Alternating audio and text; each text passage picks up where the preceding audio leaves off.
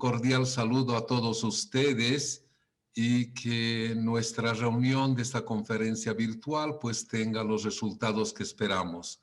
Un cordial saludo a nuestro amigo Marcelo Maldonado, que es el que va a dar la conferencia de esta noche. Por supuesto, a mi colega Oscar Gracia, que va a ser el coordinador de esta conferencia. Simplemente recordar a cada uno de ustedes que estamos en el año por los 50 ya de años de servicio a los jóvenes y también a quienes aman la filosofía. Y continuamos con esta programación. Entonces doy la palabra a Oscar Gracia como coordinador de esta conferencia filosófica. Adelante, Oscar. Gracias, profesor Claros, por esa introducción. Bien, como el director ya había mencionado, tenemos la noche de hoy en esta conferencia a Marcelo Maldonado Rocha con nosotros, exalumno de la Universidad Católica, también de la Universidad Mayor de San Simón. Tiene estudios de pregrado en Ciencias Políticas, precisamente en la San Simón, y Filosofía y Letras en la Católica. Tiene una maestría de investigación científica en Ciencias Sociales en la Universidad Mayor de San Simón, luego de obtener una beca de la cooperación sueca. Actualmente es investigador del programa de rehabilitación de áreas históricas Cochabamba de la Universidad Mayor de San Simón. En los últimos años ha publicado investigaciones en distintas temáticas como educación indígena, educación técnica y tecnológica, crítica a la historiografía oficial, movimientos anarquistas, problemática urbana y territorial, en formato de libros individuales, colectivos y en revistas nacionales e internacionales. También es fanático y escribe sobre el jazz y la influencia africana en la cultura latinoamericana. La ponencia que hoy nos va a proponer Marcelo titula Hacia una hermenéutica de los procesos históricos, la construcción de los imaginarios de la Revolución del 52 y la legitimación del proyecto de nación de próceres y farsantes. Un poco la dinámica que vamos a emplear es más o menos la misma que se ha estado empleando en las anteriores conferencias, alrededor de 30 minutos, supongo, para la exposición de Marcelo, o lo que él estime más o menos conveniente, a lo que posteriormente se abrirá una sección de diálogo con las personas que están presentes en el Zoom, y se procederá también a leer las preguntas, comentarios o complementaciones que se hagan por las distintas redes sociales del SECRAT de la Universidad Católica. Dicho esto, sencillamente a disfrutar de tu exposición y tienes toda el micrófono libre, Marcelo. Bueno, muchas gracias a los compañeros de la carrera de filosofía, a su director Edwin Claros. Primeramente quiero agradecerles por la oportunidad de compartir algunas reflexiones, producto de un trabajo de investigación que he estado realizando hace buen tiempo.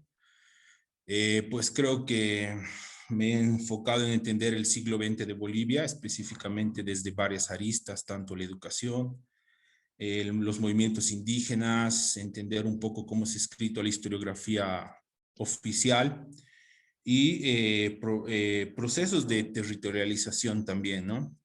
Bueno, la idea de esta ponencia surgió luego de que había hecho esta tesis de maestría, a partir de la cual pude publicar un libro que se llama La ciudad en tiempos de la revolución, que es un estudio de planificación, una investigación documental que trata sobre cómo se ha llevado adelante el proceso de reurbanización y transformación urbana en Cochabamba en el siglo XX a partir de los discursos, la normativa, y especialmente un fenómeno que había sido bastante invisibilizado, como fue la reforma urbana de 1954.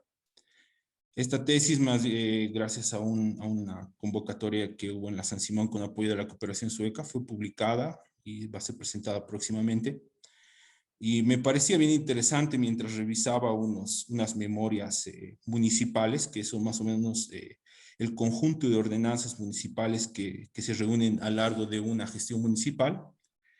En el año 54 a 56, encontré una normativa bastante interesante que se llamaba Sistema de Denominación de Calles y Espacios Públicos en Cochabamba.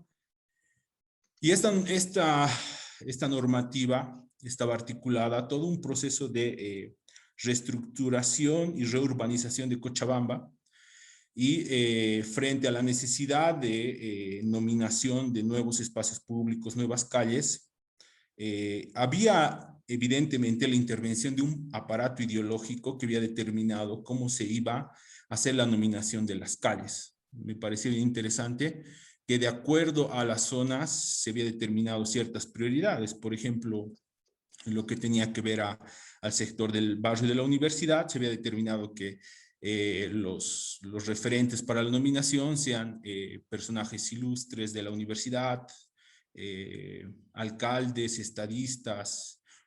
Después, ya pensando en lo que era el hipódromo o la zona Montenegro, en ese momento se pensó en denominar con personajes de la colonia.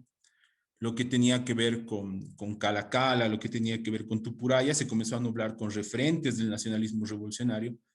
Y ahí me fue surgiendo, o me pareció pertinente leer este sistema nominativo de calles en base a una larga tradición de estudios urbanísticos que hay en Cochabamba, ¿no? Estos estudios urbanísticos particularmente enfocados y realizados por 12 referentes de las ciencias sociales en Cochabamba, uno que lamentablemente murió el año pasado, Gustavo Rodríguez Ostrias, que hizo bastantes estudios sobre la transformación urbana en Cochabamba. Uno de los textos icónicos es su estudio de la Chicha, y junto a Humberto Solares, que más bien aún sigue vivo, es un arquitecto y urbanista cochabambino, que también hizo la reconstrucción del proceso urbano de Cochabamba. Hay un libro muy bonito que se llama La larga marcha de los cochabambinos, donde justamente se trata de hacer esa reconstrucción. Entonces, hay que tener en cuenta que si bien ambos no venían ni de la historia ni de la filosofía, uno arquitecto y el otro economista, sí tenía una mirada bastante crítica o bastante precisa, minuciosa y exquisita al momento de escribir la historia de Cochabamba. Y partían de la hipótesis de que la historia de Cochabamba podría resumirse en un proceso de segregación y autosegregación socioespacial, marcado en un principio por la separación entre indios y criollos. Pues como todos sabemos, Cochabamba nace como una villa hispánica, la villa de Oropesa, y surge bajo la necesidad de crear un mercado administrativo y de circulación de granos para ser llevados al circuito minero potosino. Entonces, ese es el imaginario fundacional de Cochabamba, ¿no? Entonces, esa separación y autosegregación, y por cuestiones, se podría decir, políticas, ideológicas, incluso ontológicas, este imaginario o estos significados fundacionales se han ido repitiendo en el tiempo. Por ejemplo, yo vi en 1954, en la reforma urbana, que todas las tierras que ahora son Calacala, Mayorazgo, Zarco, Tupuraya, lo que se podría decir dónde están los precios de tierra más caros de Cochabamba, en ese momento eran haciendas en 1954. Y había un plan de expansión urbana, el plano regulador del 49, que los veía con ojos de extensión de la mancha urbana cochabambina. Pero ahí hay un detalle: el 53 se determina la reforma agraria, y los pongos, colonos y gente que vivía en estos espacios decide aplicar la reforma agraria en estos espacios. Pero obviamente no se podía aplicar la misma lógica agraria de distribución de tierra en estos espacios urbanos.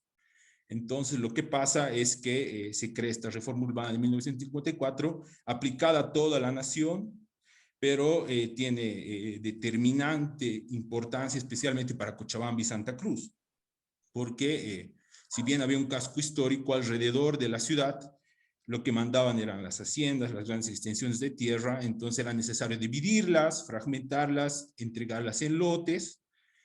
Y como estamos hablando de un discurso o de un momento populista, como fue el nacionalismo revolucionario luego de 52, era necesario entregarla a los sectores más desfavorecidos. Entonces, en ese momento, el discurso urbano era que había que entregarlos a clases medias y a sectores de trabajadores. Entonces, el problema fue que ¿quiénes eran clases medias? ¿Quiénes eran sectores de trabajadores en Cochabamba? En ese círculo, en ese momento, hay una emergencia, una eclosión masiva de sindicatos, particularmente de los sindicatos de bancarios y trabajadores municipales, que comienzan a organizarse y demandar estas tierras. Sabemos que ellos no necesariamente son clases desfavorecidas, son clases medias ascendentes, burguesía, que podían haber comprado la tierra, pero se sostienen estos decretos para favorecerse, ¿no? Entonces, lo que pasa es más o menos eso. Sabemos históricamente, a partir de los estudios de Solares, Ostrias, incluso ya estudios posteriores, como los estudios de Huáscar Rodríguez, Albert Quispe y otros historiadores que han ido aportando luces al tema de Cochabamba, que el círculo de mercado de Cochabamba, donde está la cancha ahora, fue determinante para la expansión urbana. Entonces, lo que fueron estos sectores de clase media ascendente fueron a comenzar a sentarse en estos espacios que estaban en los márgenes del borde del espacio urbano. Entonces, el tema es que ellos tenían que marcar o escribir su identidad en la nominación de calles. ¿Cómo tenían que hacerlo eso? Determinando ciertas categorías para que, de acuerdo a la zona, al espacio de segregación, se determinen nombres, se determinen significados y todo eso, ¿no? Ahí viene el tema de la ponencia, ¿no? Entonces yo reviso estos documentos y me parece, esta normativa es increíble de estudiar. ¿Cómo es posible que la nominación de una calle se convierta en una forma de circulación del discurso histórico? Porque si bien sabemos, por ejemplo, a mí me gusta mucho dar ejemplos. Por ejemplo, cuando la novela histórica en Cochabamba, Juan de la Rosa, escrita por Nathaniel Aguirre, tuvo una primordialidad o tuvo una relevancia en la primera mitad del siglo XX, se volvió protagonista de la construcción de un imaginario de ciudad en Cochabamba. Se vio que la lucha por la independencia no solamente había sido protagonizada por estos grandes próceres de la historia, como las republiquetas o los libertadores, o Simón Bolívar, José de Sucre, no, sino que había habido protagonismo de sectores de las clases populares, específicamente sectores mestizos, sectores cholos, y sobre todo el protagonismo de mujeres en la lucha por la independencia. Entonces, lo interesante era ver que una novela, porque Juan de la Rosa es una novela histórica, podría relatar la historia de la nación. Entonces, ese primer ejemplo ya te demuestra que hay como que hay categorías, hay procesos que te permiten entender la historia de la ciudad. Entonces, a partir de esta pregunta, me comencé a pensar si el nacionalismo revolucionario, es decir, si luego de la revolución del 52, porque hay que entender una cosa fue el nacionalismo revolucionario, que se hizo política de Estado, encarnado por el MNR, y otra cosa fue lo nacional popular, cómo lo entiende Zabaleta Mercado. Una cosa tiene que ver con, luego de la revolución del 52, el MNR toma el Estado, se crea el poder dual, hay una suerte de articulación entre los sindicatos mineros y el gobierno del MNR, pero la base social, la base campesina, la base minera, la base obrera sigue articulando, sigue organizada y se crea como un estado paralelo al estado del MNR. Entonces, ese estado del MNR, que es una fracción en el poder, que es recordado por Víctor Pastensoro, por Hernán Siles Suazo, por Lechino Kendo, por Lidia Gayler, por todos estos personajes del MNR, hacen una separación de lo nacional popular. Ellos se constituyen como un discurso, se constituyen como una fracción que va a determinar el proyecto de nación. En ese sentido, comencé a hacer una revisión de otros documentos, revisión de bibliografía, y me encuentro que en 1954, a partir de ya la elaboración de lo que es el Código de la Educación en Bolivia, es decir, en Bolivia tenemos muy pocas leyes educativas, normalmente se daban cada 30 o 50 años, que determinaban la forma como iba a ser la educación en Bolivia. Si pensamos en una que realmente ha transformado la educación en el siglo XX, es el Código de la Educación del Nacionalismo Revolucionario. Entonces, cuando revisaba este código de la educación, uno de los fundamentos de la nueva mirada de la educación en Bolivia era construir una identidad nacional en base a la aculturación de lo heterogéneo de los sujetos que no necesariamente respondían a esta fracción o a este proyecto de nación. Entonces, lo que pasa es que este código de la educación crea lo que se llama la Comisión Histórica de la Historia, bueno, la Comisión por la Historia del Pueblo se llama. Es decir, en 1954, a partir de uno de los ideólogos y propagandistas de la MNR, que se llama José Feldman Velarde, se crea un grupo de historiadores, se podría decir un grupo de académicos, que tienen como objetivo crear o construir o escribir o relatar la historia de la nación. Porque lo que había sido la historia de la nación antes, por ejemplo, la historia de Gabriel René Moreno, la historia que también había escrito Alcides Arguedas, y todos estos referentes de la historia en Bolivia pre-52, habían escrito una historia que para el nacionalismo revolucionario era decadente, era catastrófica, era negada la auténtica nación. Entonces, este proyecto intentaba reconstruir la verdadera historia de la nación. ¿Y qué hacen con este proyecto? Se financia un dinero y se autoriza a la creación o masificación de los archivos nacionales, estatales y locales. Es decir, ya se comienza a pensar la historia como un proceso científico. Se comienza a decir la historia no solamente tiene que ser narrativa, no solamente tiene que ser literatura, como les comentaba hace rato, antes de este proceso se creía que historia era una novela como Juan de la Rosa y Nathaniel Aguirre, y entonces se comienza a hacer un estudio más específico, más científico sobre fuentes que permita entender la historia nacional. Pero aquí hay un detalle. Entonces ahí viene mi trabajo y ahí viene lo que entiendo por hermenéutica. Lo que pasa es que esta historia no fue necesariamente un relato, no fue necesariamente la construcción de este entramado o este universo que es lo nacional popular en Bolivia, de esta pluralidad de visiones, de cosmovisiones. Se podría decir, no se hizo una historia de lo que es la formación social abigarrada en Bolivia. Lo que se hizo fue la historia de un sector de la sociedad que había ganado la revolución del 52 y que ahora se había enquistado en el Estado y estaba articulado en torno al MNR. Entonces, se crea una historia que cuente lo que es el MNR, que cuente lo que es el sujeto político de la Revolución Nacional, que no necesariamente era esa articulación obrero-campesina, sino un sujeto político con una identidad específicamente marcada por categorías étnicos, raciales, de clase y de género. Es así que se construye lo que se podría decir un paradigma de relato histórico. En este paradigma de relato histórico se reproduce mucho la manera como Europa había contado la historia de la construcción de sus estados-naciones, es decir, las comunidades imaginadas. Se trata de hacer una reconstrucción.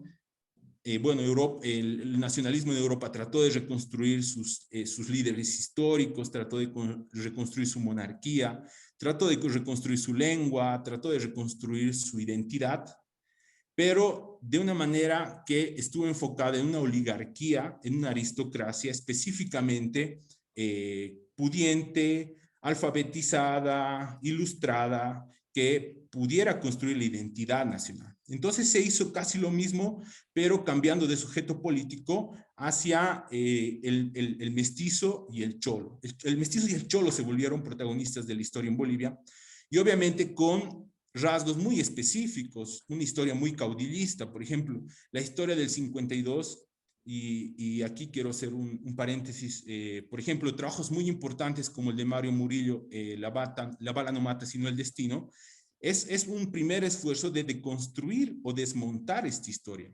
Porque Mario Murillo, a través de metodologías de historia oral, testimonios de vida, trata de reconstruir la revolución del 52, no desde estos grandes personajes de la historia, sino desde lo cotidiano, desde la base social, desde los sujetos protagonistas. Entonces, cerrando paréntesis y volviendo a lo que decía, la historia oficial, esta historia del MNR, comienza a contar una historia en la que Víctor Paz Estensoro, Juan Lechino Kendo, Siles, Lydia Gayler, todos estos personajes habían sido los determinantes en la Revolución del 52. Entonces comienza a construir un relato que comienza a crear un halo de santificación, de glorificación sobre estos héroes. Y es bien interesante porque ni bien se da la Revolución del 52, les contaba hace un momento este proceso de transformación urbana en Cochabamba, muchos de los espacios comienzan a denominarse como los líderes de la revolución. Por ejemplo, encontré en un documento en 1955, Víctor Paz Estenssoro visitaba Cochabamba y los vecinos de lo que es Mayorazgo querían cambiar el nombre de su zona por Villa Paz Estenssoro, por ejemplo. Se comienza a nombrar Carmela Cerruto, que era esposa de Víctor Paz Estenssoro, como un parque importante de Cochabamba. Otro ejemplo importante es, se cambia de nombre lo que ahora es la Plaza de las Banderas, en ese momento se llamaba Plaza Simón y Patiño, pero se cambia el nombre a Carlos Montenegro, que decía el ideólogo de la revolución. O sea, entonces, esta clase de sucesos que se da en un marco histórico grande de la historia oficial, comienza a verse plasmado en cómo construimos y delimitamos nuestros imaginarios urbanos, cómo delimitamos nuestras fronteras materiales, nuestras fronteras simbólicas. De otra manera, además de centrarse en una historia oficial de los personajes, esta historia oficial del MNR, porque, como les comentaba hace un rato, esta comisión que se había encargado de hacer la historia del pueblo, acaba elaborando 3 documentos de análisis de la historia de Bolivia. Estos análisis de la historia de Bolivia relatan de manera cronológica, lineal y unificada la historia de Bolivia para que concluyan la Revolución del 52. Es decir, para estos análisis de Bolivia, la independencia de 1825 había sido una independencia fallida, carente, y la segunda independencia, que era la Revolución del 52, era una auténtica independencia, antiimperialista, una independencia popular, una independencia política, económica. Entonces ya se comienza a entender estos sesgos y estos intereses que hay detrás de esta historia oficial. De otro lado está esto de los personajes, pero también está un hecho importante, una cuestión o un elemento importante en el relato histórico, los hechos de la revolución. Es decir, se comienza a pensar, por ejemplo, es una cosa inaudita, creo que no hay mucho en el mundo, se comienza a denominar espacios de la ciudad en base a leyes o normativas que había establecido el nacionalismo revolucionario. Por ejemplo, no sé si conocen, pero la Plaza Cobija, que está por la Costanera, se llama 31 de octubre, Plaza Cobija o 31 de octubre. El 31 de octubre es el día en que se decretó la nacionalización de las minas. Entonces se comienza a denominar con normativa y leyes también los espacios urbanos. De otra manera, la plaza que está cerca al matadero, que es la Yaracay Plazuela, también se denomina como reforma urbana. Entonces se da un juego bien interesante donde se trata de plasmar estas normativas, estos grandes hechos también en el espacio urbano que está determinados en la historia oficial. Por otro lado, también se comienza a determinar con fechas determinantes la historia oficial del Estado. Entonces, ¿qué pasa? Lo que quiero recalcar y lo que quiero hacer entender, el tema es que hay un concepto muy bonito de Fernando Mayorga. Fernando Mayorga dice, Bolivia entró al siglo XX recién con la Revolución del 52. Entonces, fue una transformación, fue una construcción de una modernidad que incluso llegó a espacios de la construcción del relato histórico. En el relato histórico o en el espacio del marco legítimo de la historia, como le dicen los historiadores, se comienzan a construir no solo esta comisión que determine la historia oficial, también se comienzan a dar más importancia a los archivos históricos, se comienza a construir sociedades de historia donde se discuta los métodos, se discuta la narrativa, se discuta la epistemología con la que se va a escribir la historia de Bolivia. Se comienza a elaborar incluso documentos audiovisuales, se comienza a utilizar la radio, se comienza a utilizar el cine y obviamente se comienza a utilizar el periódico para difundir este proyecto de nación que había sido establecido por una fracción o una élite. A mí me gusta mucho el concepto de Benedict Anderson de comunidad imaginada, porque piensa que el proyecto de nación, es decir, lo que entendemos por nación, es una construcción de un gabinete. Es decir, es la construcción de un grupo de personas en un escritorio o en una biblioteca, donde determinan cuáles van a ser los héroes de la nación, cuáles van a ser los hitos de la nación, cuáles van a ser los personajes de la nación, cuáles son los hechos que se debe recordar. Porque, por ejemplo, como les decía hace un momento, uno de las consideraciones, toda normativa, vamos a cualquier normativa, siempre tiene sus consideraciones antes de sus artículos de decretos, ¿no? Entonces, las consideraciones de esta normativa de sistemas de denominación de calles y espacios públicos decía reconocer a los personajes, lugares y fechas de la historia de Bolivia a fin de que el ejemplo que dejaron en vida sea transmitido a las próximas generaciones. ¿Eso qué quiere decir? Que se construyó un relato moralizante, se construyó un relato utilizando además, no solamente, y esa es una cosa muy increíble, ¿no? Y este concepto del cachín antesana me va a permitir explicarles esto. Se jugó con la letra y el espíritu. Él tiene esta idea de letra y espíritu.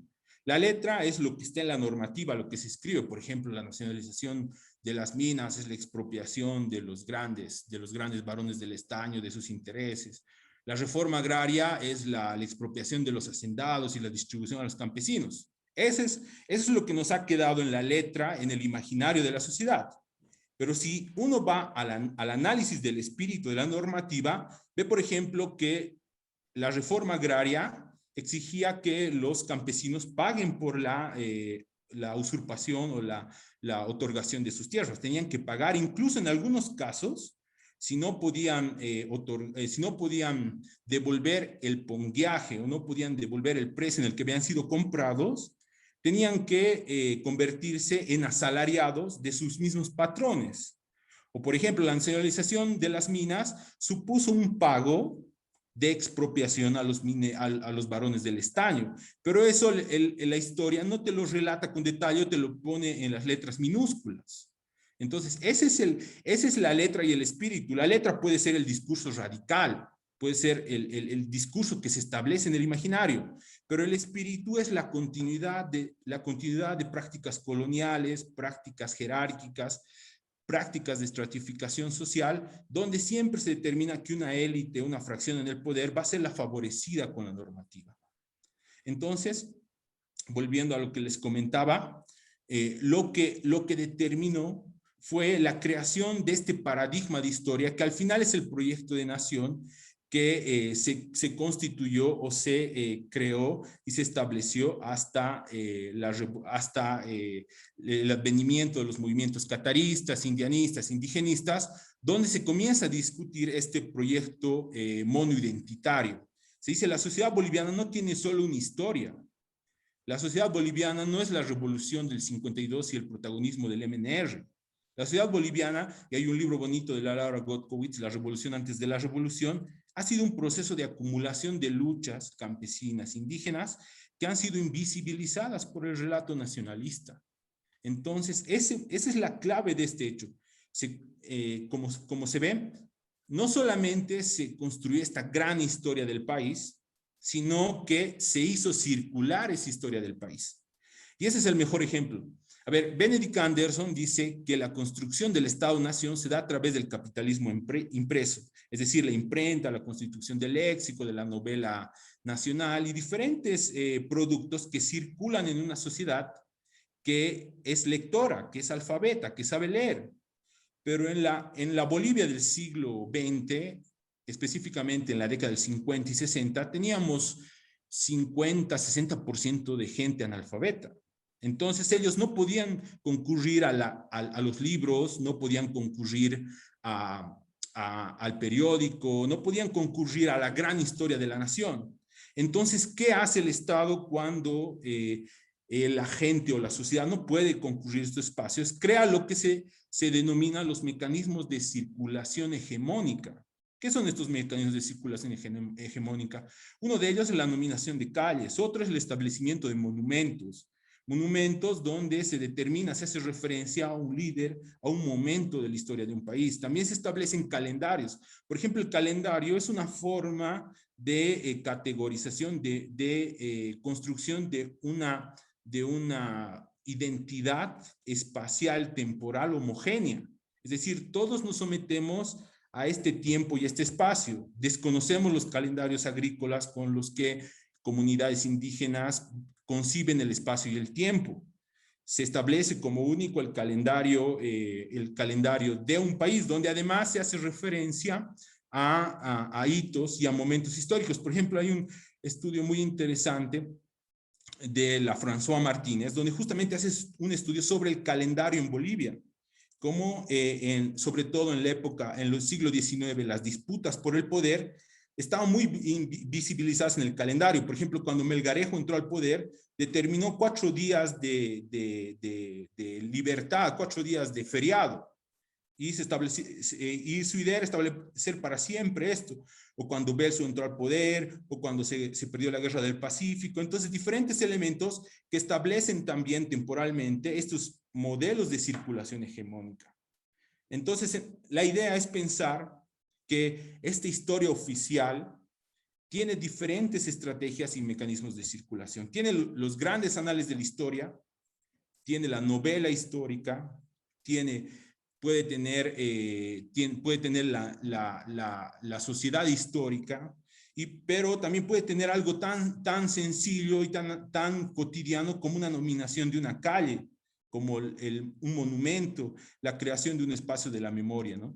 Los españoles entienden estos como espacios de la memoria. Ellos dicen son espacios de la memoria porque el Estado lo que hace es construir una identidad ideológica, política, motivado por intereses específicos para constituir y determinar un imaginario de pertenencia. Porque si tú no te identificas en estos espacios, no eres parte del proyecto de nación. Por ejemplo, a mí me gusta mucho Los Simpson, ¿no? Creo que muchos de los que estamos presentes hemos crecido con los Simpson. Los Simpson es una caricatura creada por un conjunto varios de ellos eran filósofos, cosa rara, digamos, ¿no? Los guionistas eran filósofos, varios de ellos. Y hay un capítulo increíble que se llama Lisa la iconoclasta. Es un capítulo de la 7ª temporada, si no lo han visto los aconsejo ver, donde el relato que yo les hago está plasmado en un producto de ficción. En la historia se da o sucede el bicentenario del héroe del pueblo, que es Jeremías Springfield, para los que conocen Los Simpson. Y lo que pasa es que hay un concurso de ensayo histórico en la escuela primaria de Springfield y se debe escribir un ensayo sobre el héroe del pueblo, y en este ensayo el mejor va a ser incorporado o archivado en la sociedad histórica de Springfield. Es tan gracioso todo que si tú sabes leer este capítulo puedes entender cómo funciona el mecanismo de circulación ideológica en la historia. Entonces, el mejor ensayo va a ser publicado o puesto en la Sociedad Histórica de Springfield, y como Lisa es una pequeña geniecilla, crítica, interesante, vivaz, perspicaz, dice, yo me voy al archivo, voy a ver los objetos del héroe y voy a contar su historia. Pero el tema es que cuando está revisando la historia del héroe, se encuentra con que fue un fantoche, un farsante, que no se llamaba Jeremías Springfield, que no había independizado al pueblo, que en realidad había sido un enemigo de la patria, había sido un pirata y todos esos elementos, y se le desmonta todo el mito de la nación o de la ciudad, en ese caso que era Springfield. Entonces ella entra en un dilema existencial. Ella dice, voy a contar el verdadero relato de la historia del pueblo, del héroe del pueblo, perdón. Voy a contar el verdadero, sabiendo que ha sido un fantoche que incluso ha tratado de matar al verdadero héroe de la nación, que era George Washington, o voy a esconder el relato. Ahí viene el debate deontológico. ¿Qué voy a hacer?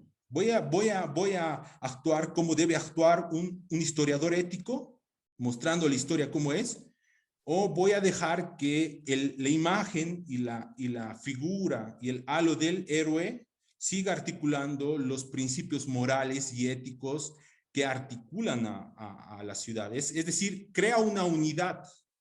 Obviamente esa unidad es aparente, es ficticia, es forzada, pero crea una unidad, dice Lisa Simpson. Entonces el tema es que ella apuesta por esta última.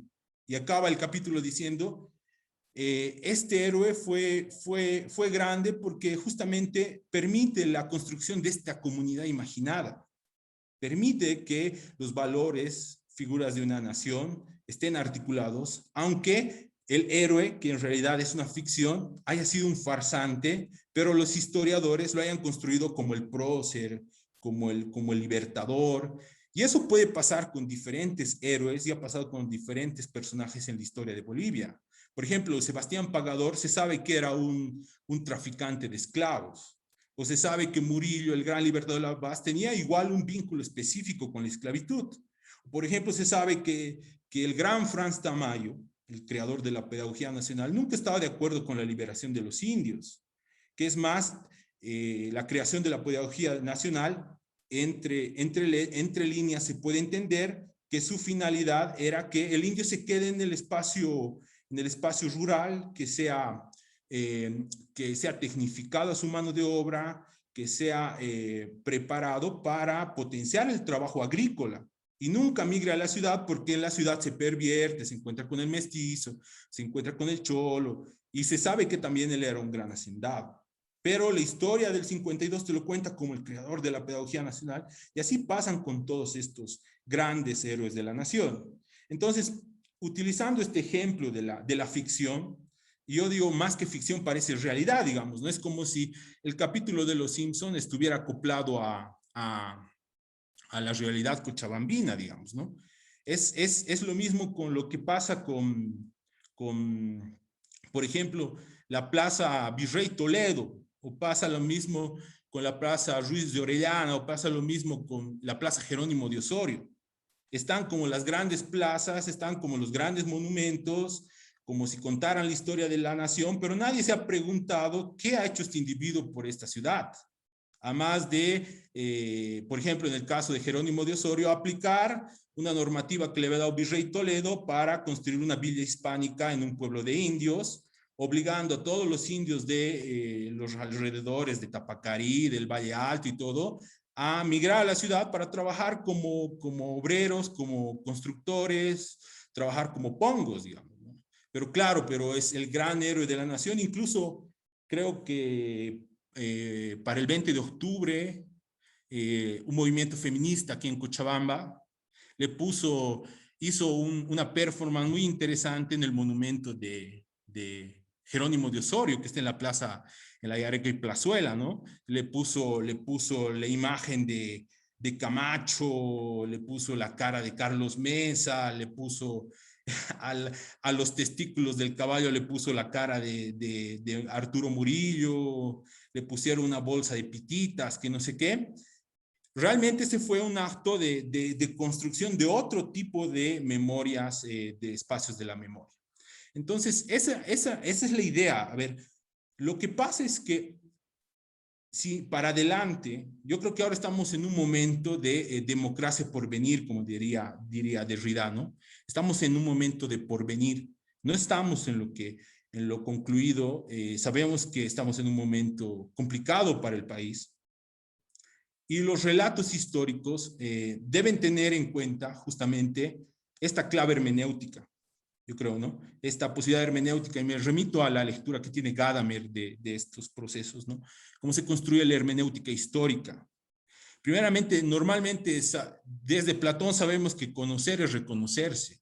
Conocer es algo que te reconoces, que te vales en algo que ya sabías, esa dialéctica de la pregunta platónica, digamos, ¿no? Y la historia aparentemente debería ser eso, conocer lo que ya conocías, buscar lo que eres tú, tu ser en el mundo, capaz tomando un poco de la ontología existencial de Heidegger, pensar en el ser en el mundo, pensar en tu deseo individual y colectivo, Pero ¿qué pasa en sociedades como la boliviana, donde hay diferentes modos de ser, diferentes Daseins, donde somos una formación social abigarrada tan diferente? Como decía Zabaleta, donde cada lugar es una patria. Digamos, tú vas a, no sé, vas al quechua de Misque, no es el mismo quechua que el norte potosino, digamos, y supuestamente tienen una identidad común. Entonces, yo creo que ahí va el esfuerzo hermenéutico, entender que la historia es casi un diálogo terapéutico, tomando un ejemplo del psicoanálisis, que supone entender que los momentos que vamos a relatar son otros momentos, u otros personajes, son heterogéneos, son plurales, y no deben estar mediados por la moral o por la enseñanza. Y eso incluso ni el marxismo se da cuenta de eso. El materialismo dialéctico es esa transformación donde se pasa de un estadio de, no sé,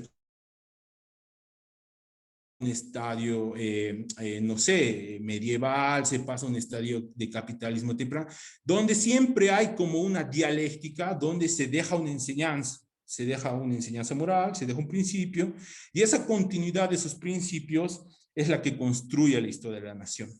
Yo antes de concluir y abrir espacio a las preguntas, quiero compartirles cuatro imágenes que me ha llamado la atención de este último año. Son refrescas para que entiendan que los espacios de la memoria, esos espacios que deberíamos construir, que no son espacios que tienen un significado ideológico, político, que no están intencionados por una fracción en la historia de alguien, sino son productos colectivos, lúdicos, son momentos de diversión, son momentos que responden a una coyuntura, permiten entender de mejor manera lo que es la sociedad. A ver, no sé si se ve. ¿Se ve? ¿Sí? Sí se ve, hermano. Sí. Perfecto. Entonces, son cuatro imágenes. El primero es un performance feminista llevado adelante el 20 de octubre sobre el monumento a la Plaza Isabel la Católica. Su intención, simple y llanamente, es desmontar esta imagen de sociedad colonial fundacional, donde el gran mito de la historia es la eliminación o el sometimiento de los pueblos indios, bárbaros, incivilizados. Es una performance colectiva, es una performance crítica, es una performance lúcida que invita al análisis, porque te da a entender que un espacio de la memoria, que articula la gran historia de la nación, puede convertirse en un sujeto híbrido, que represente esta universalidad o esta transnacionalidad de un referente como es la Chola en Bolivia, que capaz es el referente más práctico, más evidente de la historia de Bolivia. Una segunda imagen es la que les comentaba hace un momento, es la que le hicieron luego del conflicto del 20 de octubre del año pasado, un colectivo de mujeres feministas aquí en Cochabamba también. Es una imagen justamente de Jerónimo de Osorio, en la plaza Jerónimo de Osorio, donde se hace referencia al gran mito de la colonización o el descubrimiento de América, donde Jerónimo de Osorio, acompañado de un cura, está viniendo a crear la villa hispánica y está viniendo a liberarnos, está viniendo a construir el gran mito de la sociedad civilizada, cortés, humanizada, higiénica, y las compañeras le hacen el juego de la revolución pitita en referencia a lo que ha pasado, y obviamente en el gangocho le ponen soberanía y litio. Y otro caso, que este realmente es increíble, y esto lo he sacado esta mañana de Google Maps. Es una plaza en la ciudad del Alto, Plaza del Policía se llama el lugar, pero algún lúcido ahí de esa gente que sabe hackear el internet y sabe poner cosas, le ha puesto la Plaza del Motín, simplemente porque en el imaginario de la ciudad del Alto, en el imaginario del espacio, el policía o las Fuerzas Armadas, luego de lo ocurrido en Sencati, Guayani, fueron uno de los factores determinantes en todo el proceso de la situación crítica, de la coyuntura crítica que se vive en Bolivia. Entonces le pusieron la Plaza del Motín y se creó con esa nominación. Entonces, esa es la riqueza lúdica, esa es la riqueza creativa de transformar esos espacios, transformar esa memoria histórica y construirla realmente con nuevos significados. Yo le llamo este ejercicio resignificar el espacio. Algo como decir la plaza del policía y del motín. Y con eso quiero concluir y dar paso a las preguntas, intervenciones, críticas, dudas, saludos y demás.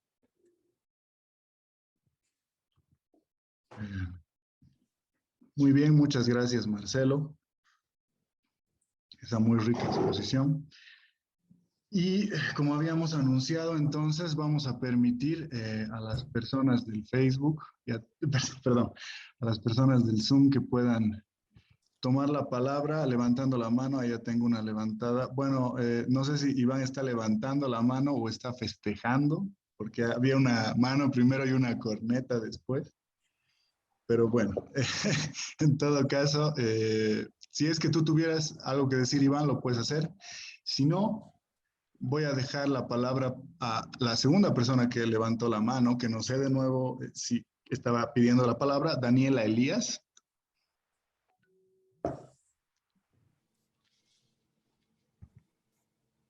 Eran aplausos. Ok, perfecto. Vale, entonces el profesor Edwin Claros tiene una pregunta. Entiendo que sí puede tomar la palabra. Sí, gracias, Oscar. Marcelo, muy interesante tu reflexión y sobre todo el tema de espacios de la memoria. Y todo lo que has indicado ciertamente puede ser también como una advertencia para seguir investigando. Y por supuesto, tú te has dedicado más a los espacios urbanos citadinos, pero también en las provincias, oye, pasa algo similar, ¿no? Los espacios de memoria también están indicados con nombres de personas y cuando uno puede hacer, digamos, referencia a averiguar los nombres de estos personajes y uno va a encontrar también que no siempre son personas de mucho valor, ¿no? Los que están en los espacios de memoria. Por tanto, tu reflexión puede ser un gran desafío también para hacer lo mismo en las provincias, en los pueblos, porque también ahí se sigue practicando, ¿no? A veces se cambian los nombres de algunas calles porque así el gobierno de turno lo decide, hacen decretos y listo. Por tanto, son dos preguntas. Marcelo, primero, si efectivamente tu reflexión se puede aplicar a espacios, como digo, de pueblos y de pequeñas poblaciones, ¿no? Y segundo, ¿cuál tu comentario? Porque esto también ha pasado con el gobierno anterior, con el gobierno del MAS, ¿no? Porque incluso se han ido destruyendo monumentos y queriendo cambiar todo nominaciones ya históricamente reconocidas por otros nombres. ¿Cuál sería tu reflexión al respecto? Tanto en las poblaciones pequeñas que hay que también analizarlas, como ha sido con el gobierno anterior. Gracias. Respondo entonces. Bueno, a ver, a mí me parece una cosa increíble y creo que no puse énfasis en ese hecho. Cuando se da estos procesos estatales, estos procesos de construir una identidad, una monoidentidad, una identidad deseada, dirían algunos autores, un proyecto de nación donde se establece una historia y se establece también una uniformización de cómo se van a nombrar los espacios urbanos o los espacios territoriales, en el caso también de los espacios rurales, siempre se da un desconocimiento de la nomenclatura tradicional. Por ejemplo, hay una cosa muy bonita. En Arzanz de Ursúa, la historia de Potosí, en una de las partes hay los relatos de cómo Potosí era nominada antes de la transformación de Virrey Toledo Creo que la transformación de Virrey Toral es de 1570, si no estoy mal, antes de ese proceso de transformación, cómo era nominado el espacio en Potosí, que se podría decir era la primera urbe que se estableció en Latinoamérica y era una de las urbes más importantes del mundo. A ver, él comenta de manera muy graciosa, dice, por ejemplo, dice, estaba la calle de las lechugas, donde se vendía verduras. Estaba la calle de los lusitanos, donde vivían los portugueses. Estaba la calle de las gateras, dice. ¿Y qué son las gateras, digamos, no? Y en realidad era la transliteración de cateras y era el cato, donde estaban los mercados, estaba todo el circuito comercial. Asimismo se llamaba la calle de los teatros, la calle del Diablo, había una, la calle del Diablo, aquí en Cochabamba tenemos el pasaje San Rafael, que también es el pasaje del Diablo, porque alguna vez había aparecido supuestamente el cuernudo y había asustado a alguien y desde esa vez se denominó como el pasaje del diablo, digamos, ¿no? Entonces, esa clase de formas tradicionales de denominar el espacio son olvidadas, son desconocidas por estos grandes modelos o grandes intenciones o grandes proyectos de uniformizar la nominación del espacio, de igual manera como sucede en la historia. Por ejemplo, el trabajo de la Silvia Rivera, del Esteban Ticona, y todo el trabajo que ha llevado adelante el taller de historia oral andina en La Paz, en la época del 70, en la época del 80, es justamente eso. Hay historias que han sido invisibilizadas, han sido ocultadas, han sido ninguneadas, han sido menoscabadas por la historia oficial. Esta gran historia del nacionalismo revolucionario. Y entonces tiene que haber un relato o tiene que haber una narrativa de esas historias. Pero, ojo, estas historias no pueden recurrir a los métodos o a la epistemología con la que trabaja la historia oficial. La historia oficial trabaja con documentos, con fuentes, trabaja con escritos, que no sé qué. Pero esta historia invisibilizada no está escrita, está en la oralidad. Entonces se tiene que crear otra clase de métodos para construir esta historia. Entonces hay trabajos bien interesantes. Sé que aquí en Cochabamba hay uno, el de la Lourdes Saavedra, una compañera psicóloga, que trató de hacer una construcción de cómo se llamaba, por qué el nombre de la Yaracay Plazuela, de un lugar icónico aquí en la zona sur de la ciudad.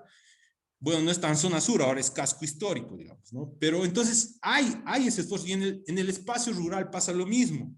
Lo que se podría decir como espacio, ahora todos los pueblitos, o no, ¿qué pueblos? Ciudades intermedias, no, ya no hay pueblitos, digamos, ¿no? Los próximos a Cochabamba, todos tienen un casco histórico, todos tienen un área urbana donde la nominación de calles se repite. Ciudades de Bolivia, Sucre, calle Cochabamba, calle Beni, Tarija, que no sé qué. Héroes, la calle Bolívar, Sucre, la calle Avaroa, que no sé qué.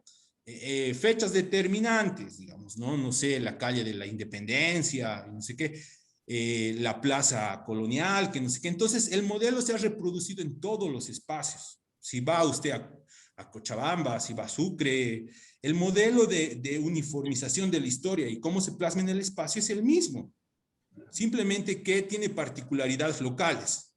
Por ejemplo, aquí en Cochabamba, lo que ahora es la Avenida Heroínas, antes se llamaba Calle Perú, o lo que es la Ladislao Cabrera se llamaba Calle Paraguay, si no estoy mal. Entonces, cuando ha habido la guerra del Chaco, cuando ha habido ciertos conflictos políticos, todo, no, cambiar la calle, borrar la calle, cambiar de nombre, darle otra denominación de acuerdo al discurso político ideológico de la época. Entonces, es bien claro entender este hecho que lo ideológico, lo político, circula en la gran historia del país, circula en la novela histórica, circula en el periódico, incluso circula en el teatro y en la literatura. Hay un trabajo increíble de la Jimena Soruco que construye cómo el discurso ideológico del siglo XX respecto a los mestizos y a los cholos ha circulado en el teatro popular. Y nosotros sabemos que el teatro antes, ahora estamos tristemente, se podría decir, en el momento más baja del teatro en Bolivia. Antes el teatro popular recurría a los pueblos, recurría a las plazas, se presentaba aquí y allá, y ahí había también una circulación ideológica, había una circulación política. Entonces hasta el teatro tiene una cultura de masas, como dirían los de la escuela de Frankfurt, digamos, ¿no? Hay mecanismos disciplinarios, hay técnicas de circulación, hay una producción en masa que al final favorece ciertos sectores de la sociedad en el poder. Respecto a lo del Estado, a lo del gobierno del Evo, yo no me he enfocado en ese proceso, no he hecho un relevamiento de cómo se ha transformado el espacio urbano. Yo me he enfocado en el siglo XX. Sería muy interesante estudiarlo sin duda. Sería ver cómo se ha ido transformando el espacio. Por ejemplo, hace poco ha habido una controversia porque hay un monumento del Che Guevara en el Alto, digamos. Eso es obra de los masistas, han dicho, digamos, ¿no? Algunos del Alto. O ha venido del otro lado, no, pero representa la rebeldía popular del 2003, que si bien no tenía como el Che, como un referente político, ideológico, sí tenía una figura simbólica que se había encarnado en toda una generación, digamos, ¿no? Y entonces hay que hacer el trabajo, hay que entenderlo. Yo lo he hecho del paradigma del nacionalismo revolucionario de una época determinada. Mi trabajo es histórico, es revisando memorias municipales, ordenanzas municipales, periódicos, porque hay unas historias realmente de gracia, digamos, ¿no? Sobre la nominación del espacio que serían necesarias abordarlas. Eso. Muy bien, muchas gracias entonces por la respuesta, Marcelo. Tengo la mano levantada de Sebastián Arias, quien ahora puede tomar el micrófono y plantear su pregunta. Ok, gracias, buenas noches. Marcelo, puedo llamarte Marcelo, tengo dos preguntas. Vale. La primera es que durante la exposición se habló de discurso histórico, pero el discurso histórico, como lo explicaste justo hace un segundo, no equivale a la historiografía positiva. La historiografía positiva apela a fuentes primarias y trata de establecer algo que podríamos dar en llamar registro objetivo del hecho histórico, registro que no está sujeto a un debate. Entonces me preguntaba por el valor nociológico, aparte de la posición y la posición axiológica dentro del ámbito académico, aparte de la justificación del discurso político de estos relatos de carácter oral que no pueden ser sujetos de la historiografía positiva tradicional. Y mi segunda pregunta es, por su opinión, sobre este ajusticiamiento a figuras históricas que pertenecieron a otra época y por ende tuvieron criterios morales distintos a nosotros.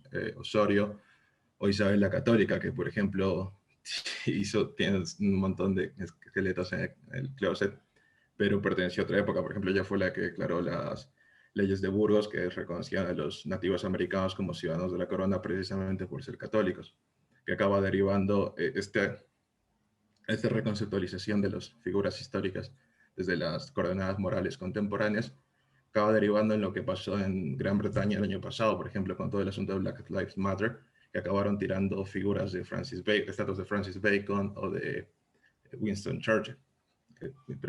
Esas son mis dos preguntas. Bueno, sobre esto, lo que tú llamas la construcción objetiva de la historia en base a fuentes, digamos, ¿no? El tema es que, lo que normalmente pasa, y lo que ha pasado en el 52, es que este trabajo de construcción de esta comisión histórica para reconstruir la historia del pueblo de Bolivia, así como la gran historia del pueblo de Bolivia, fue encabezado, cayó en manos de un personaje que se llama José Feldman Velarde, que era más activista, era más propagandista, era más, se podría decir, ideólogo del MNR.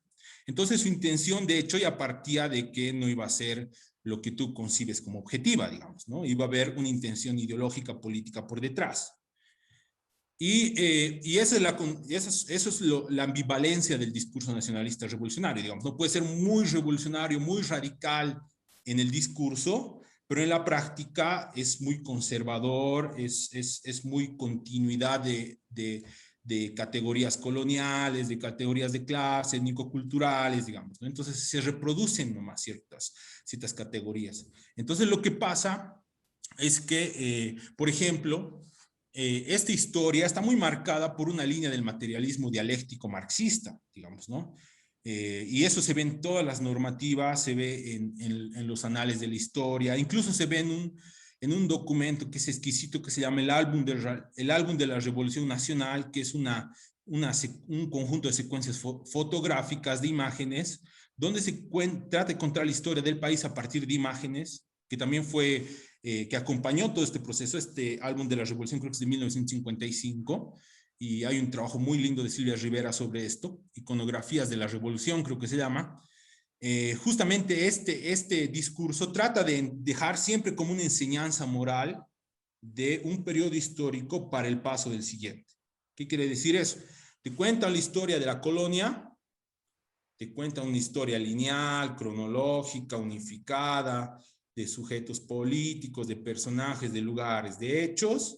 Cierran el proceso de la colonia para contar la república con una enseñanza moral, con una enseñanza cívica, que si bien la colonia pudo ser desastrosa, que no sé qué, esta enseñanza debe pasar para el siguiente periodo, y esto se ve representada en las imágenes, en los lugares y personajes. Por ejemplo, es lo que tú dices de las leyes de Burgos, digamos, ¿no? Donde se reconoce a los nativos americanos como humanos o como hombres, pero eso va en la letra, digamos, ¿no? Eso es en la letra, en la fuerza de la ley, como se dice, digamos, ¿no? Pero en la materialidad, en la realidad, eso no ha ocurrido. Por ejemplo, ni siquiera cuando se funda la República en 1826, se crea una ley para la eliminación de la esclavitud. Bolívar, utilizando una ley que se vea firmado en Cusco, dice: aquí en Bolivia ya no existe la esclavitud. Pero 1 o 2 años después, el mariscal de Cepita, Antonio José, ahí no me acuerdo el nombre del mariscal de Cepita, vuelve a decretar que es necesario la esclavitud, porque ahí está el potencial de la producción agrícola, de la producción minera. ¿Entiendes? Entonces, hay estos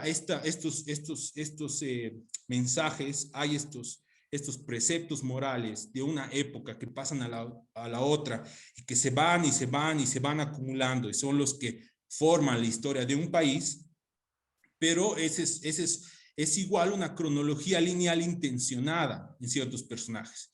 Yo creo que la realidad y las sociedades no son estáticas. No son para nada estáticas, son dinámicas. Y eso capaz es hasta un cliché, digamos, ¿no? Así, estás diciendo obviedades, me diría alguien, digamos, ¿no? Sí, sabemos que es dinámica y cual. Y esa dinámica también debería verse en los espacios de la memoria, en los monumentos, en las calles, en las plazas. Obviamente, esos espacios no necesariamente van a quedarse y van a eternizarse así. Yo traje 3 ejemplos, la de la Isabel la Católica, la del Jerónimo de Osorio y esta Plaza del Motín, porque son, se podría decir, experiencias autónomas, lúdicas, divertidas, que te deconstruyen y te dan nuevos significados, pero no es necesario que siempre esté así. Puede quedarse o no puede quedarse. Por ejemplo, ahora creo que lo que era la Plaza Baquedano en Santiago de Chile, que era un ícono de la extirpación mapuche y de la colonización del sur de Chile, ahora se llama Plaza Libertad. Ha tenido otro significado, ha tenido otro resignificado después de una larga lucha.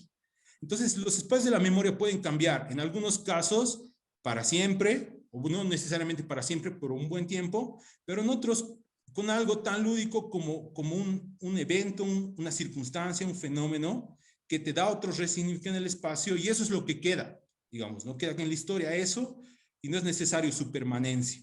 Es algo fugaz, efímero, pero que te marca un antes y un después, digamos, ¿no?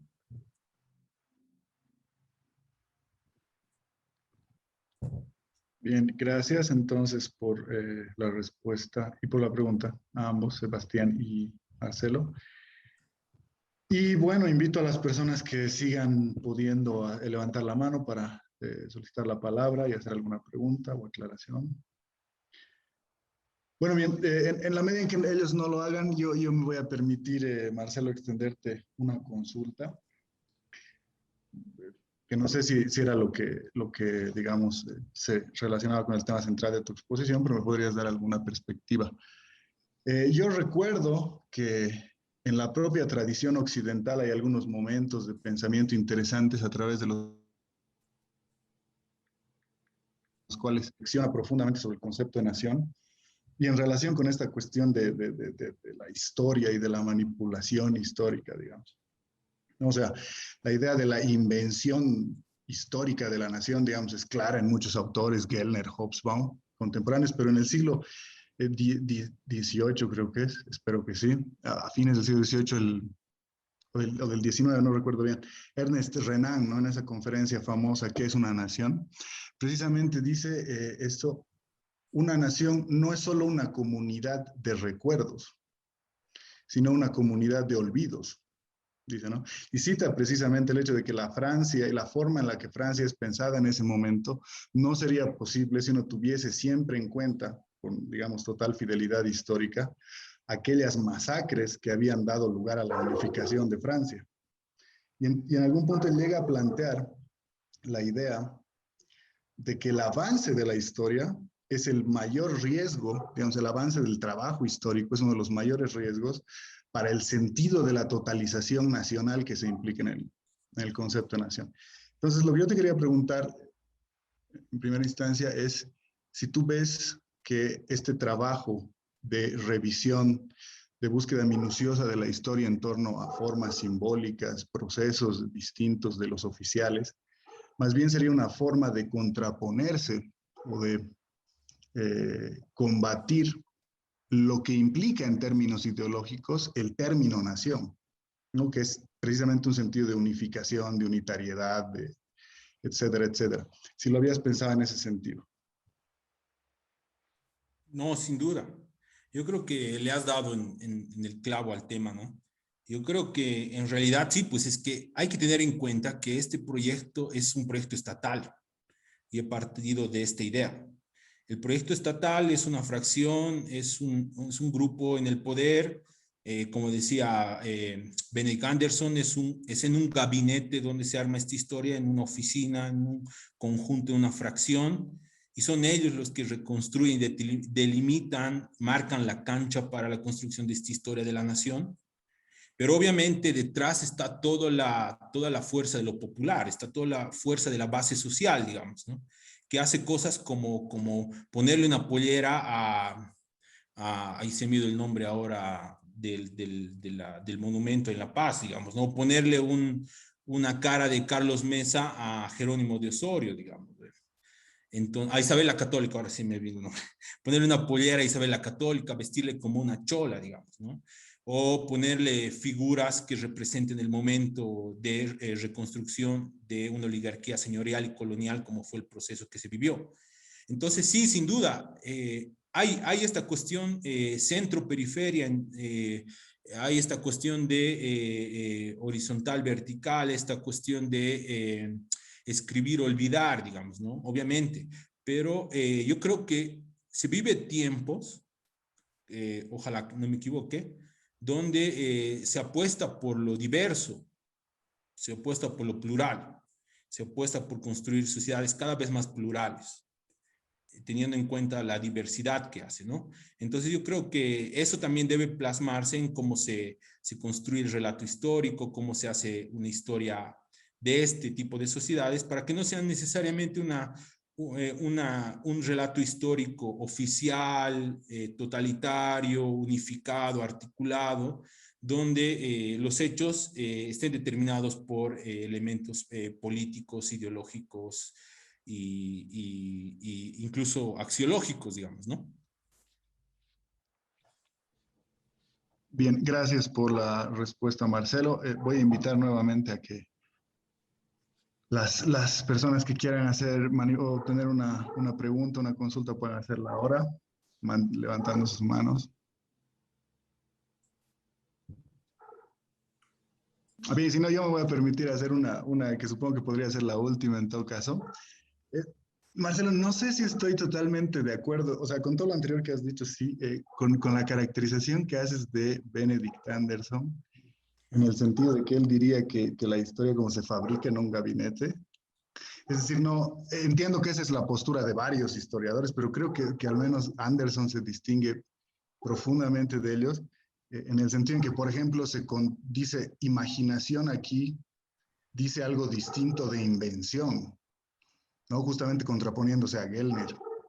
Y lo que él expresa en un determinado momento es que el imaginario, si se quiere, nacional, se destila espontáneamente de una confluencia de factores, que claro, después pueden ser apropiados, después de ya haber surgido en tanto imaginario, pueden ser apropiados o no por una determinada élite, porque en todo caso lo que tiene que ver con, perdón, se me está cortando la cámara, pero en todo caso lo que tendría que ver con la nación no es el qué de los contenidos, sino el cómo de la circulación simbólica, ¿no?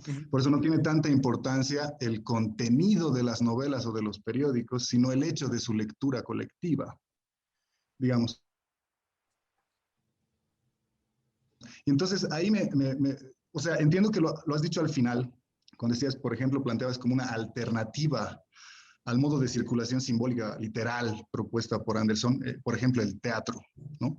Y habría que ver en qué medida uno podría, ¿no? A partir de una, ya se ha hecho de una cierta investigación, ver el grado de difusión y de sincronía que podría generar el teatro en términos de sociedades nacionales, ¿no? Pero me preguntaba si tú has podido investigar concretamente, porque me parece que lo que has expuesto está centrado en el qué, como en qué contenidos son hegemónicos, qué otros contenidos podrían problematizar esos contenidos hegemónicos, pero si te has concentrado igual en estudiar el modo de las circulaciones simbólicas como dato fundamental de la nación, y alguna vez hemos conversado de esto y yo te proponía, por ejemplo, la idea de la radio, ¿no? Y de ese tipo de mecanismo de circulación simbólico que se podría crear a través de ese medio de comunicación, que al menos en primera instancia parecería ser más plausible en términos de su velocidad, de su sincronía y de su rapidez, que por ejemplo, yo qué sé, pues el teatro, que es una hipótesis que incluso creo utiliza el García Pavón en algún momento para referirse a la experiencia colonial, ¿no? Entonces, eso te quería preguntar. Bueno, la idea es que si partes si partes de la hipótesis de los de la Escuela de Frankfurt, onda Horkheimer, onda Adorno, ves productos o ves experiencia cultural en todo, digamos, ¿no? Ves circulación hegemónica ideológica en todo, en toda la actividad que suponga ocio o que suponga fuera del hora de trabajo del proletario, del trabajador, hay circulación hegemónica, digamos, ¿no? Obviamente uno de esos es la radio y te comentaba algún rato de este proyecto o este trabajo de este japonés que había trabajado sobre las radios aymaras en Bolivia, digamos, ¿no? Creo que es el Mamoru Fujita, digamos, ¿no? Que se ha enfocado en eso. Pero, a ver, el Código de la Educación de 1954 pone como uno de sus principios potenciar los audiovisuales, potenciar la radio, potenciar los diccionarios, potenciar el teatro.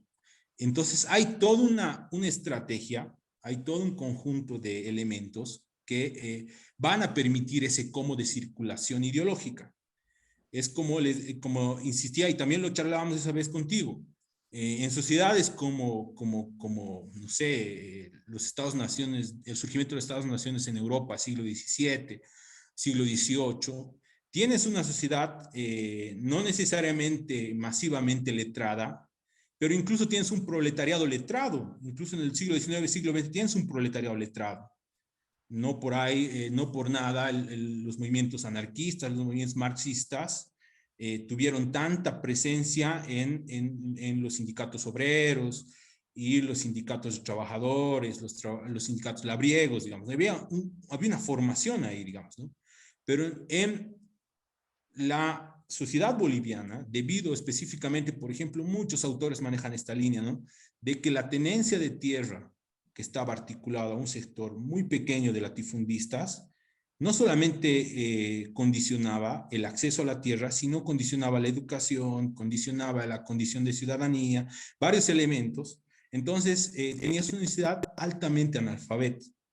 Entonces tenías que buscar otros medios de circulación ideológica. Entre esos, como hacía referencia, es la nominación de las calles para saber, no es por nada, las calles tienen cierta señalética, tienen cierta memoria, tienen ciertos espacios donde se dice esta calle se llama así por este evento, por este suceso, por este personaje, donde se pueda instaurar en el imaginario colectivo la importancia de ese sujeto. Obviamente hay que ver la masificación de estos medios de circulación. Hay trabajos que lo hacen que enfocan en la cumbia, por ejemplo, ¿no? La circulación ideológica en ritmos musicales, en prácticas culturales, digamos, ¿no? Entonces, hay ese cómo, hay que trabajarlo, creo. Yo lo veo en la nominación de las calles, sin duda está en la radio, lo han trabajado en el teatro, se ha trabajado en la música, sé que hay varios trabajos sobre la música y la circulación ideológica, sobre todo el folclore en Bolivia. Hay trabajos sobre el cine, creo que son los menos, pero entonces hay que ver ese cómo ha circulado ideológicamente el proyecto de Estado-Nación, digamos, ¿no? Porque obviamente el periódico no era tan masivo, digamos, ¿no? No era de acceso general a las ciudades, imagino que sí, ni siquiera imagino que llegaba a lo que ahora son ciudades intermedias, digamos, ¿no?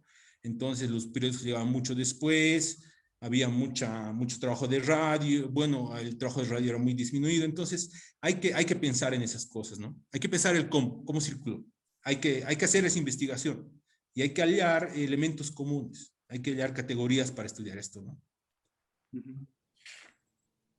Sí, bueno, no levanto. Sí, muy de acuerdo con lo que dices y en la cuestión de la nominación de las calles en específico, tú has pensado, bueno, no sé específicamente el periodo, la forma en que has pensado ese periodo, la cuestión de la brecha urbano-rural, digamos. Hay algunos mecanismos de mediación, me imagino, ¿no?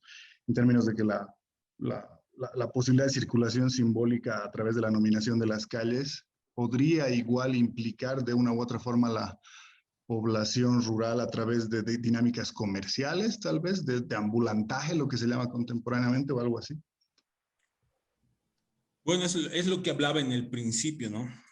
En realidad, la nominación de las calles, como era un proyecto de nación, representó también los intereses de una clase, de autosegregarse del mundo popular, del mundo indígena. Así como en su momento se fundan las villas hispánicas para construir hábitat para los colonizadores, que no se junten con los indios y que los indios no se junten con los hispánicos, se puede pensar que el proceso de crecimiento urbano en el siglo XX siguió ese modelo o ese paradigma de apropiación del espacio, particularmente con todo lo que tiene que ver con lo que son ahora las zonas residenciales en Cochabamba, ¿no? Calacala, Mayorazgo, Tupuraya, Zarco, todas estas zonas han seguido ese paradigma. Como les comentaba en un principio, la reforma urbana tenía la intención de otorgar tierras en estas zonas a sectores populares, pero los mecanismos o mediaciones a través del cual se accedía a estas tierras evitaron que los verdaderos beneficiados sean los sectores populares. Y se estableció en una élite, se puede decir, pequeño burguesa, con una identidad mestiza, chola, que se apropió de estos espacios y construyó sus zonas y nominó en base a quienes consideraban eran sus héroes, a quien era su historia, que era la historia del nacionalismo revolucionario. Entonces ahí va la articulación. La segregación, la autosegregación supuso la reproducción o la circulación hegemónica de ese proyecto de nación en los espacios de nominación de calles. No por algo, en los conflictos que hemos vivido tanto en 2007 como el conflicto vivido en 2019, en el conflicto político consecuente, el golpe de Estado y todo, supuso una articulación de sectores específicamente con discursos cargados de categorías étnicos, raciales y de clase, en sectores que tradicionalmente son conservadores en Cochabamba. En 1960 la Falange, en 1950 la Falange, perdón, ya funcionaba en estos espacios. Y se reproduce como si el espacio tuviera memoria, como si lo fundacional del espacio se reproduce y continúa y continúa. Y lo raro es justamente eso, que un discurso, un momento de ascenso popular, como fue el 52, la revolución del 52, acabó construyendo estas zonas residenciales y acabó estableciendo además un discurso que se ha repetido y continúa de división norte-sur, digamos, ¿no? Y que ha ido solamente moviendo en poco espacio lo que se entiende el norte progresivo, civilizado, moderno, y el sur olvidado, gris, popular, desordenado, caótico, digamos, ¿no? Entonces hay esa delimitación de fronteras imaginarias, materiales y simbólicas que continúa y que puede leerse también en un proyecto de nación de los olvidados. Y con esto voy a cerrar. Por ejemplo, es bien interesante, en la normativa de 1954 ya existía Sajay-Huayco en Cochabamba en 1954 y era una zona masiva de migrantes. Y se decide que la nominación va a sentarse en reconocer a los líderes indígenas y a los lugares de provincia importantes de Cochabamba, digamos, ¿no? Ya se establece como que, mira, la historia de los migrantes, de los indígenas que vienen a la ciudad, porque yo no entiendo mucho esa ruptura urbano-rural, porque en Bolivia es bien difícil establecer esa ruptura entre lo urbano y lo rural, porque hay hay una constante de movilidad, de circulación, donde no la gente necesariamente es urbana o no necesariamente es rural, digamos, ¿no? Sí, siempre están moviéndose de un lugar para el otro. Entonces ya un momento tan revolucionario, de tantas transformaciones sociales, ya estableció este imaginario que la zona sur es un lugar segregado, es el lugar se podría decir, con más tinte indígena de Cochabamba, y así lo plasma la normativa, digamos, ¿no? Y no por nada, cerca a la cancha tenemos calles Arque, Tapacarí, Tarata, Punata, todos estos lugares, digamos, ¿no? Pero tenemos en el otro lado de la ciudad la Villarruel, tenemos la Santa Cruz, tenemos la Pando, tenemos la Libertador, la Simón Bolívar, digamos, ¿no? Entonces, hay esas rupturas que se da también en la forma de nominación, que tienen significados que delimitan también fronteras materiales y simbólicas, ¿no? Dale. Muchas gracias, Marcelo. Pues tengo una pregunta acá, supongo que es pregunta de Daniela Elías, que tiene la mano levantada. ¿Puedes hacer tu Sí, pregunta? es pregunta, gracias. Okay. Hola, Marce. Hola, Dani. Bueno, gracias por la charla. En función a los ejemplos que has dado de intervención a espacios urbanos, ¿no? De los monumentos de Isabel la Católica, de Jerónimo de Osorio, que es finalmente también una intervención a la memoria histórica, ¿no? Ahora, lo que me parece interesante de eso es cómo, digamos, el área o el objeto de investigación pasa de ser materias de los historiadores a ser materia de cientistas sociales también por los efectos que produce estas intervenciones por los efectos sociales, ¿no? Lo de la Isabel la Católica, hemos visto el despliegue de los, ¿qué se llaman estos? De los Cruzados. españolistas, de los españolistas, ¿no? Hispánicos, sí, sí, sí. Y y en Jerónimo de Osorio, pues una indignación generalizada en el barrio. Entonces, ¿qué piensas tú acerca de cómo también estas intervenciones pueden trasladarse de ser objeto de interés de historiadores a convertirse en objeto de interés ya de cientistas sociales, y la importancia que tú ves ahora en que los cientistas sociales tomemos en cuenta esta dimensión histórica dentro de nuestra investigación, ¿no?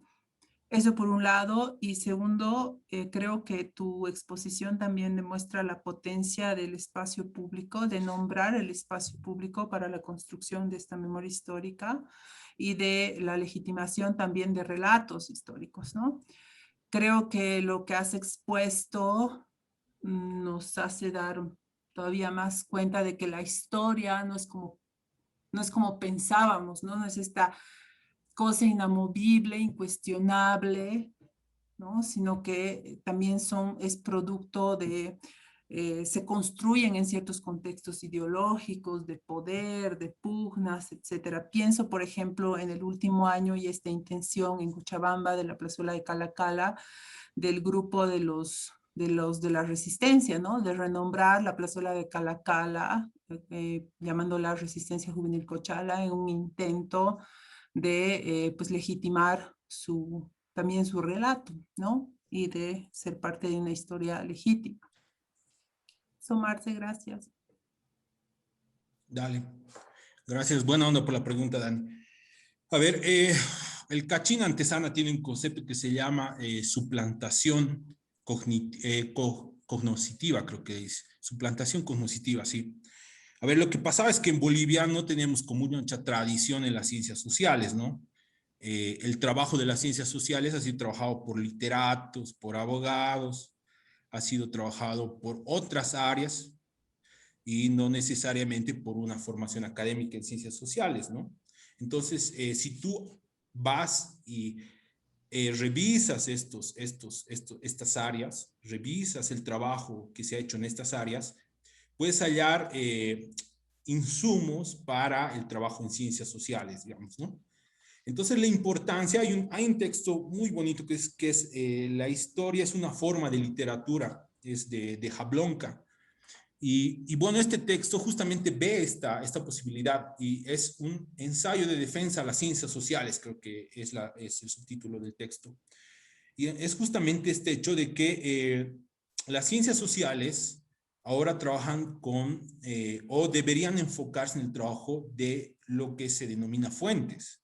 Pero la fuente que viene de una intención científica de la historia, no solamente son los archivos, los documentos, no solamente son no sé, la constitución política del Estado de 1825, el diario del Tambor Vargas, no solamente son esos. Las fuentes también son monumentos, son calles, es el arte, las fuentes también son las formas como se ha planificado las ciudades, las fuentes también son los tejidos.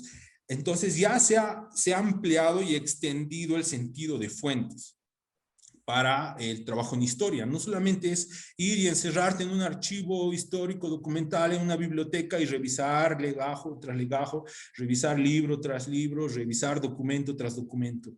No, sino también es una posibilidad creativa de ver datos, de ver información en cualquier fuente. Y una vez más me voy a remitir al ejemplo que les daba de los Simpsons, de Lisa la iconoclasta.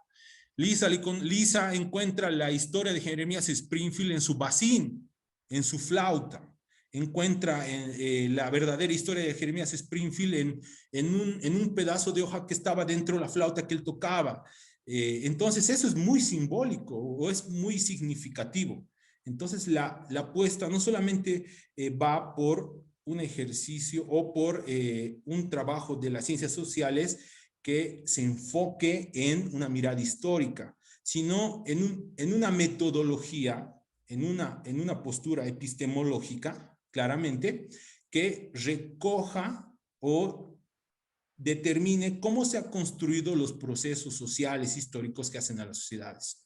Entender que la historia no es un causa-efecto, un proceso de un estrato, una etapa a otra, un estadio de una etapa a otra, sino entender que hay continuidades en cuanto a significados, a representaciones ideológicas en el imaginario que permanecen, se transforman, permanecen y se transforman. Esa es una lectura sintagmática de la historia, le dicen algunos, que no se base tanto en esos preceptos morales, en esos preceptos éticos, cívicos, que supone un periodo a otro, sino ir a las continuidades, a las repeticiones que están enmarcadas en los significados y en los imaginarios y a la vez se reproducen en monumentos, en calles, en todo. Ese es lo significativo de estos aportes. A ver, y me decías sobre la respuesta conservadora o la respuesta de ciertos sectores de la sociedad en defensa de estos monumentos. El de la Isabel la Católica salieron los hispanistas, los cruzados, en el de Jerónimo de Osorio salieron los vecinos del barrio, hubo indignación, todo, pero obviamente es gente que encarna un proyecto de nación, ¿no? No es necesariamente una actividad reflexiva o una actividad consciente o una actividad planificada. Es el instinto, digamos, ¿no? Ellos dicen, no, es como decía Marx en el capítulo del Lisa el iconoclasta, algo habrá hecho Jeremías Springfield para ser un héroe. No sabemos qué, pero algo habrá hecho, por algo está ahí, por algo debe ser recordado. Es lo mismo, Jerónimo de Osorio por algo debe ser recordado. Isabel la Católica por algo debe ser recordada, pero la mayoría de la sociedad no sabe por qué. Simplemente es un objeto de legitimidad establecido por un momento que permite un fortalecimiento y una proyecto de nación, porque como decía Oscar, el proyecto de nación necesita también de esta lectura del pasado, esta reproducción, esta acumulación del pasado, ¿no? Eso.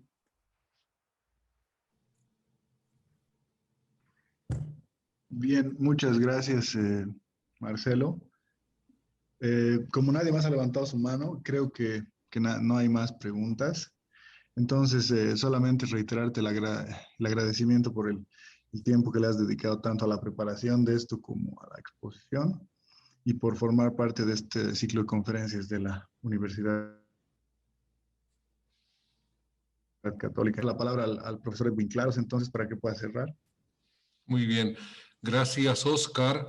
Gracias a ti, Marcelo, por este conversatorio y quiero felicitarte también por hoy, que es tus cumpleaños. Los que nos escuchan pueden ser partícipes también de esta alegría, ¿no? De festejar tu natalicio, Marcelo. De todo el equipo de la carrera de Filosofía y Letras, ¿no? Entonces, nuestras felicitaciones. Y finalizo indicando lo siguiente, que tu exposición, Marcelito, también nos recuerda que la vida es muy dinámica, que la vida hay que construirla lleno de significados. Y en ese sentido también reitero que con Oscar, al planificar estos conversatorios, de hecho, estamos también dando espacios de circulación simbólica, de circulación de reflexión, de circulación también de ustedes los jóvenes que tienen esta oportunidad. Por tanto, yo considero también este momento también parte de nuestra historia, parte de lo que es filosofía y letras en la Católica, que nos cuesta mucho organizarlo, pero creo que son estos espacios los que también toda sociedad requiere. Y espero que en el futuro esto continuemos, Oscar, como la construcción también de espacios de diálogo, espacios de encuentro y espacios de poder transmitir también los conocimientos de ustedes los jóvenes. Bien, para la próxima semana tenemos también el conversatorio y estamos invitando a Claudio Vera del Canto, jueves 29 de abril a las 7 de la noche, el tema, anotaciones sobre la concepción aristotélica de conciencia. Por tanto, queridos participantes, cordialmente invitados en una semana más a estos espacios de memoria y de reflexión. También estás tú cordialmente invitado, Marcelito, para continuar este conversatorio filosófico. Muchas gracias, buenas noches, cuídense y un lindo buen fin de semana. Adiós.